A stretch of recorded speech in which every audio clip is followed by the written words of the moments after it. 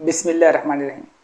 आज की इस वीडियो में सिर्फ एक खबर जो है हम आपसे शेयर करेंगे, जिसमें जो है पाकिस्तानी फ़ौज के जो तर्जुमान हैं DGISPR साहब जो है उन्होंने एक प्रेस कॉन्फ्रेंस की है। काफ़ी तवील प्रेस कॉन्फ्रेंस की है और उन्होंने जो है कुछ हकाइक जो है कौम के सामने शेयर किए हैं 9 मई से मुतल्लिक। और इसका जो है जवाबन जो तहरीक इंसाफ ने जो प्रेस कॉन्फ्रेंस की है और जो जवाब दिया है, उनके जितने भी सवाल जितने उठाए हैं DGISPR ने, उस पर जो है तहरीक इंसाफ वालों ने भी एक जो है प्रेस कॉन्फ्रेंस की अपनी की है। वो दोनों जो है आपसे शेयर करेंगे। अच्छा, आपसे जो है ना ये बात ज़रूर बताते चलें कि DGISPR की जो प्रेस कॉन्फ्रेंस थी वो तो लाइव दिखाई गई है, और जो तहरीक इंसाफ वाले हैं इन्होंने भी जो प्रेस कॉन्फ्रेंस की है तो वो जो है किसी मीडिया चैनल पर नहीं दिखाई गई। तो उसमें इन्होंने जो है जो तहरीक इंसाफ वालों ने जो प्रेस कॉन्फ्रेंस की है उसमें इन्होंने खुद ही सवाल जवाब, मतलब पहले DGISPR का सवाल रखा फिर अपना जवाब दिया। तो वो तो खैर देखी हुई है, तो हम आपको तहरीक इंसाफ वालों ने क्या जो है प्रेस कॉन्फ्रेंस की है वो हम जो है आपसे शेयर करते हैं, ताकि जो है हमारे लिए आसान हो। वरना दोनों की रखेंगे तो ये, क्योंकि 1 घंटे से ज़ायद DGISPR की प्रेस कॉन्फ्रेंस थी तो बहुत लंबी ये वीडियो हो जाएगी। तो जो है ना मुख्तसर जो है ना इस पर सवाल जवाब जो है ना आपके साथ शेयर करेंगे।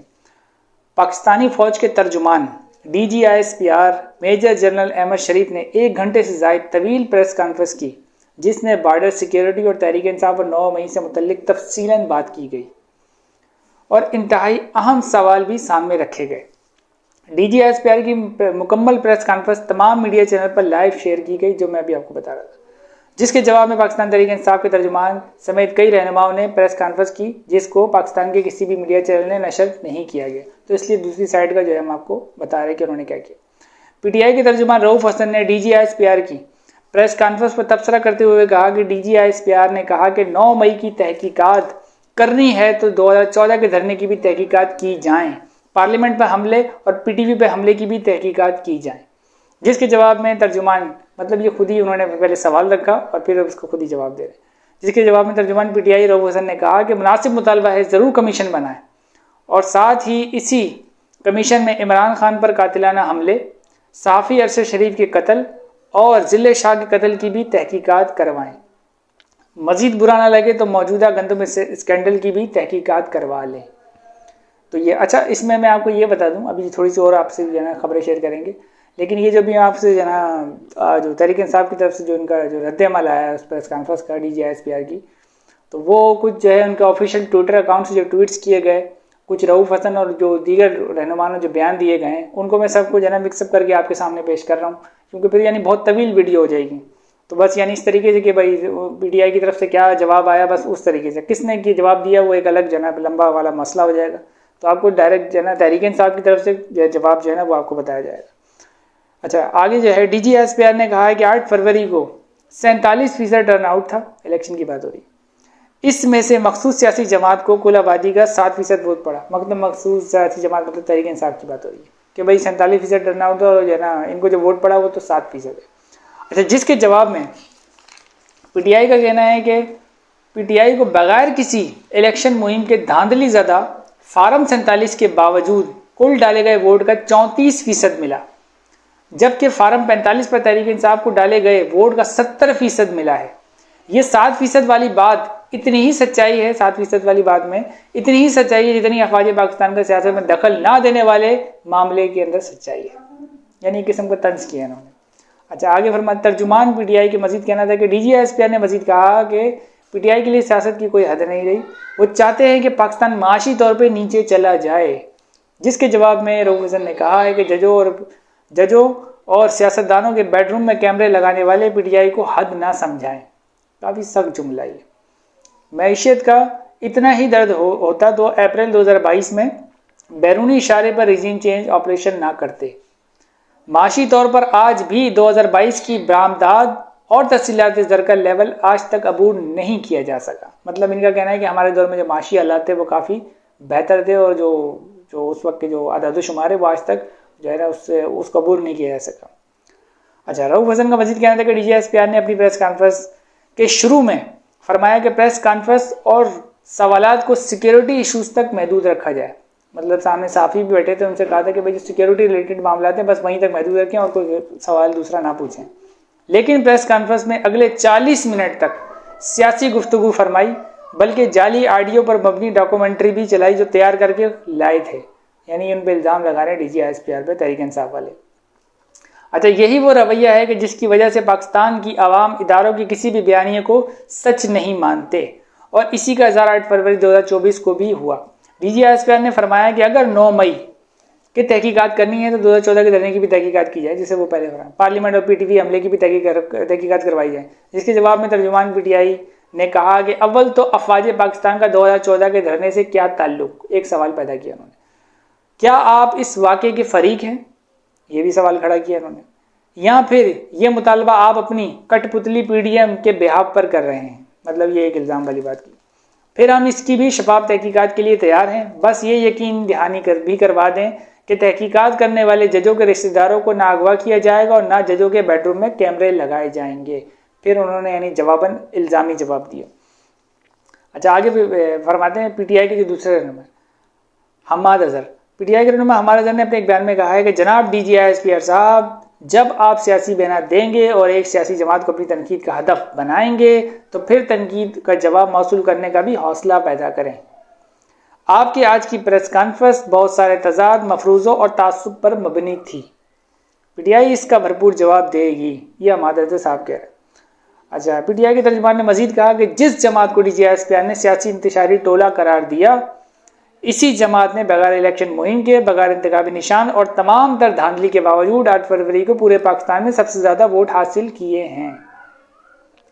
अवाम की अक्सरियत को इंतशारी करार देना गरूर और फिरौनियत की बदतरीन मिसाल है। मेरे हिसाब से थोड़ा सा सख्त अल्फाज जो है उन्होंने तहरीक इंसाफ वालों ने ये इस्तेमाल किया है, तो इससे मुनासिब भी कोई अल्फाज नहीं हो सकता था। बहरहाल ये उनका बयान है, जो हमारा तो काम है सिर्फ खबर को शेयर करना। अब अपनी तरफ से तो हम जो है अल्फाज तो नहीं बना सकते। अच्छा, आगे फरमाते हैं, जैसा कि जिसे इंतशारी करार दिया जा रहा है, इसी इंतशारी अवाम के टैक्स के पैसों से DGISPR की तनख्वाह भी अदा की जाती है। तर्जुमान DGISPR का मजीद कहना था कि PTI वाले जो कह रहे हैं सवाल पढ़ते हुए कि उनका कहना था कि 2016 में KP हुकूमत के वसाइल से दारुल हुकूमत पर धावा बोला गया। तो PTI वाले फरमाते हैं कि लेकिन हकीकत ये है कि 2016 में इस्लामाबाद में कोई धरना हुआ ही नहीं, बल्कि धरना मनसूख कर दिया गया था जब मामलात अदालत में चले गए थे। जनरल साहब, गुज़िश्ता 1 साल से ऐसे ही झूठे प्रोपेगेंडे के सबब अवाम ने 8 फरवरी को 9 मई का बयानिया ना सिर्फ दफन किया बल्कि मुस्तरद भी कर दिया। DGISPR ने मजीद कहा कि अगर किसी के पास अफवाज पाकिस्तान की तरफ से सियासत में मुदाखलत के सबूत है तो मुतल्लिका आइनी और कानूनी फोरम पर पेश करें। जवाब में तर्जुमान PTI ने कहा कि जनाब, अफवाज की सियासत और अदलिया में मुदाखलत की गवाही कानूनी और आइनी फोरम ही तो दे रहे हैं। जिन कानूनी और आइनी फोरम्स की आप बात कर रहे हैं वही फोरम्स इज्तिमाई खत लिखकर आपसे पनाह मांग रहे हैं। यानी ये वो जो 6 जजों ने जो खत लिखा था ना इस्लामाबाद हाई कोर्ट के, ये उनका कह रहे हैं कि उन्होंने अपने खत में लिखा था कि जो एजेंसियां हैं, कुछ नाम तो मैं यहाँ शेयर नहीं करता, उन्होंने कुछ एजेंसियों का नाम लिया था कि ये एजेंसियां जो है हमारे यानी अदालती कार्रवाई में जो है मुदाखलत करती हैं और हम पे दबाव डालती हैं, इस तरीके की उन्होंने कुछ चीज़ें, और बेडरूम में कैमरे वगैरह, तो ये उस तरीके का जो है ना यानी उनको इल्ज़ामी जवाब दे रहे। अच्छा, PTI के तर्जुमान रऊफ हुसैन ने मजीद कहा कि DGISPR की प्रेस कॉन्फ्रेंस एक इंतशार से भरपूर जहन की गमाजी थी। जमहूरियत को कोई ख़तरा नहीं, जमहूरियत का ख़तरा उस चीज़ को होता है जो मौजूद हो। इस वक्त पाकिस्तान में शख्सी आमरीत है, जमहूरियत नहीं। रऊफ हुसैन का मजीद कहना था कि जो भी DGISPR ने प्रेस कॉन्फ्रेंस में कहा, हम इनको चैलेंज करते हैं कि इसके सबूत लेकर आए। हम चाहते हैं कि इस पर एक जुडिशल कमीशन बनाया जाए जो इस बात का तयन करे कि ये वाक़या किसने करवाया। 9 मई की बात हो रही, क्यों करवाया। हम कहते हैं कि बिल्कुल कमीशन बनाए और वो तहकीकात कर ले, लेकिन साथ साथ regime change operation, cipher, Imran Khan पर कातिलाना हमला, ऑडियो लीक्स, 8 फरवरी के इंतखाबात में मैंडेट की चोरी, जबरी तलाक़ें, मतलब इमरान खान पर जो केस बनाया ना वो निकाह वाला, इद्दत में निकाह वाला, उसके बारे में जिक्र करें, जबरी तलाक़ी और सियासी इंजीनियरिंग पर भी तहकीकात करें। इस पर अगर DGISPR कमीशन बनाना चाहते हैं तो ज़रूर बनाएं। अब ऐसा नहीं होगा कि हर दो माह बाद PTI के खिलाफ प्रेस कॉन्फ्रेंस कर दें। जुडिशल कमीशन का आपने खुद कहा है, अब ज़रूर बने कि कौम को हकीकत पता चले कि PTI मुजरिम है या वो लोग जो PTI पर इल्ज़ाम लगा रहे हैं। एक शख्स को, आगे फरमाते हैं, एक शख्स को खड़ा करके PTI को दहशतगर्द जमात करार दिया गया। तो क्या आवाम यकीन कर लेगी?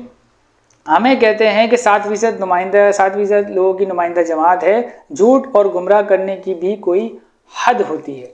ये जो है आज यानी जो प्रेस कॉन्फ्रेंस की गई थी DGI-SPR की जानिब से, उसका जवाब जो है ये तहरीक इंसाफ के वो जो रऊफ़ हसन तर्जुमान थे उन्होंने और कुछ लोग रहनुमाओं ने जो है ट्वीट करके, और जो इनका जो PTI का जो ऑफिशियल है उसमें भी ये सवाल लिखकर और उसके नीचे यानी पहले DGI-SPR का सवाल लिखा गया, फिर उसका जवाब देके कोई ऐसी पिक्चर बना के भी जो है उन्होंने ट्वीट किया। तो वो मैंने सबको जो है एक साथ मिक्स करके बता दिया, क्योंकि फिर रेफरेंस देना मुश्किल होता है कि इसने ये कहा उसने ये कहा। अच्छा, DGI-SPR की प्रेस कॉन्फ्रेंस जो जैसे मैंने आपको बता दिया कि वो तो लाइव शेयर हुई थी, वो तो सबको पता है क्या सवाल है। इनका जो है मौक़िफ़ जो है वो सामने नहीं आया था, तो वो भी हमने बता दिया। अब हम इस पर जो है ना अपनी राय जो है वो ये देंगे कि दोनों की तरफ से जो है ना ऐसे सख्त अल्फाज का इस्तेमाल मुनासिब नहीं है। भाई सियासी जमात भी पाकिस्तान की है और जो फ़ौज जो है वो भी पाकिस्तान की है, तो मुनासिब जहाँ तक जो है ये था कि ज़रा बात से पहले एक प्रेस कॉन्फ्रेंस हुई है DGI-SPR की जानिब से, तो मुनासिब ये था कि DGI-SPR को हम पहले भी ये जनाब फ़ौज को ये मशवरा देते हैं कि आप जो है आप खुद जो है ना बयानबाजी करने की कोई ज़रूरत नहीं, ये सिर्फ काम वज़ीर दिफा का है, उससे करवाया करें। अगर आप जो है ना किसी के बारे में आपके पास एविडेंस है या ऐसा कोई आप जो है बात करना चाहते हैं, तो इस तरीके की सियासी बॉर्डर सिक्योरिटी पे जैसे आपने शुरू में कहा वो दुरुस्त बात कही थी आपने, तो वो तो आप बिल्कुल उस चीज़ को इशू को जो है ना आप जो है ना डिस्कस करें साफ़ियों से। अगर कोई साफ़ी से सवाल करता है तो आप उनको डायरेक्ट उन्हीं उसी वक्त टोक देना कि भाई आपसे पहले ही क्लियर कर दिया है कि सिर्फ बॉर्डर सिक्योरिटी और दीगर यानी ऐसे सिक्योरिटी से जो रिलेटेड इशूज़ हैं उन पर सिर्फ बात होगी। सियासी सवालों का जवाब वज़ीर दिफा से लेना, हुकूमत से लें। अगर आप फिर देंगे तो देखें फिर ये कॉन्ट्रोवर्शियल चीज़ बनती है। अब देखें आपने एक प्रेस कॉन्फ्रेंस करके यानी कुछ बातें जो कर दी, अब वो अपनी प्रेस कॉन्फ्रेंस लेके बैठ गए, उन्होंने भी कुछ बातें कर दी, तो तलखी वाली और सख्ती जो कुछ ऐसी बातें जो दोनों तरफ से नहीं होनी चाहिए थी वो इस तरीके से हुई। तो ऐसे माहौल भी ख़राब होता है और जो पाकिस्तान यानी हर चीज़ पे इसका असर पड़ता है, मईशत दीगर चीज़ें। बाहर जो बैठे हुए बंदा होता है देखने वाला, वो ये सोचेगा कि भाई इस मुल्क में जो है ना यानी ये मामला चल रहा है कि एक बड़ी सियासी जमात और जो है ना एक इदारे के दरमियान जो है ना तसादुम सी कैफियत है और इस तरीके का मामला है, तो इधर इन्वेस्ट करने का क्या फ़ायदा, पता नहीं कब क्या हो जाए, पहले ही एक वाक़या हो चुका है। तो मेरा ख्याल जहाँ तक मेरा ख्याल है कि भले आप एक्शन लें, कार्रवाई करें, 9 मई में जो भी मुलविस था उनको सज़ाएँ दिलवाएं, लेकिन बार बार आके जो है ना इस तरीके से अगर आप खुद बयान देंगे, ये हमारा मशवरा है, माने ना माने तो ज़ाहिर बात है उनकी मर्ज़ी है, तो बार बार अगर आके फ़ौज के तर्जुमान हो या वो इस तरीके से खुद आके बयान देंगे तो इससे जो इन्वेस्टमेंट से लेकर जो दीगर बाकी जो चीज़ें उस पर जो है ना एक गलत तासुर जाएगा और यानी कौम को भी एक फिर गलत तासुर जाएगा, फिर इनकी तरफ से भी एक बयान जो है ना आ जाएगा। तो हुकूमत की तरफ देखें, हुकूमत किस लिए होती है? आपका दिफा करना, आपको मुल्क का दिफा करना जो है वो आपकी जिम्मेदारी है और आपका दिफा करना हुकूमत की जिम्मेदारी है। आप एक इदारा हैं, हुकूमत के शेल्टर के नीचे जो है ना आप एक इदारा है, तो वज़ीर दिफा किस लिए होता है? इन्हीं कामों के लिए तो होता है। वो बाकायदा एक प्रेस कॉन्फ्रेंस करे और बताए और तहरीक इंसाफ वाले वज़ीर दिफा को एड्रेस करते हुए उसको जवाब दें। तो यानी ये दोनों तरफ से फिर एक किस्म का गलत मामला हुआ ना कि भाई उधर से जो है ना ये आ गया, यानी एक इदारे के जो है ना वो तर्जुमान की तरफ से ये बयान आ गया और फिर वो जो है ना हुकूमत को निशाना बनाने की जगह पे जो है ना उन्होंने रुख जो है ना तोपों का रुख जो है ना इदारे की तरफ कर दिया। तो यानी गलत मामला हुआ ना दोनों तरफ से। तो बेहतर यही है कि आप इस चीज़ को शिफ्ट करें, हम तो गुजारिश ही कर सकते हैं इस चीज़ को शिफ्ट करें और जो वज़ीर दिफा का काम है वो वज़ीर दिफा के ही ज़िम्मे डालें कि वो यानी 9 मई की बात करें और जितने भी ज़ाहिर बात है सियासी मामला से रिलेटेड चीज़ है ना ये, तो आप सिर्फ बॉर्डर सिक्योरिटी पर दीगर इशूज़ पर बात करें और बाकी इनके जो है ना ज़िम्मे दें कि भाई आप लोग किस लिए बैठे हुए हैं। आप लोगों का काम है ना कि भाई ये 9 मई का या दीगर कोई भी वाक़या हुआ और जो इतने केसेस जो लगे हुए हैं वो सिविलियन अदालत में ज़्यादातर केसेस लगे हुए हैं, तो वो उसको जवाब जो है ना वज़ीर दिफा दे। वज़ीर दिफा जो है ना बैठा हुआ है एकदम फारिग और उसकी ड्यूटी भी जो है ना फिर आप करें तो ये मुनासिब नहीं है।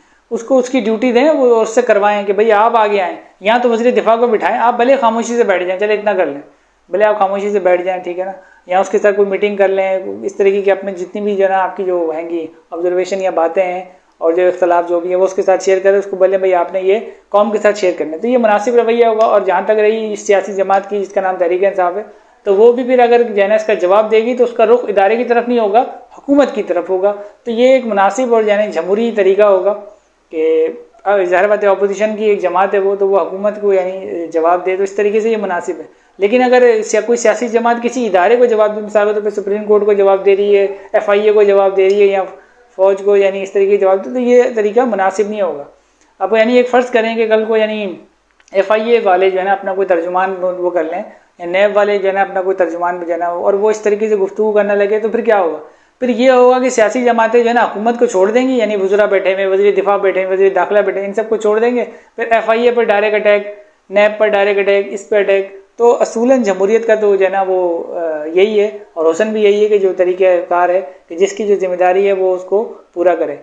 तो फ़ौज अगर जैसे चाहती है कि भाई वो मुतनाज़ा ना हो, उनको डिस्कस ना किया जाए और सियासत में जो है उनको ना घसीटा जाए, तो उनको ये जो है ना कुछ चीज़ों पे जो है ना मेरे हिसाब से सोचना चाहिए कि जो है ना हमको ये इस सब चीज़ों से दूर रहना चाहिए।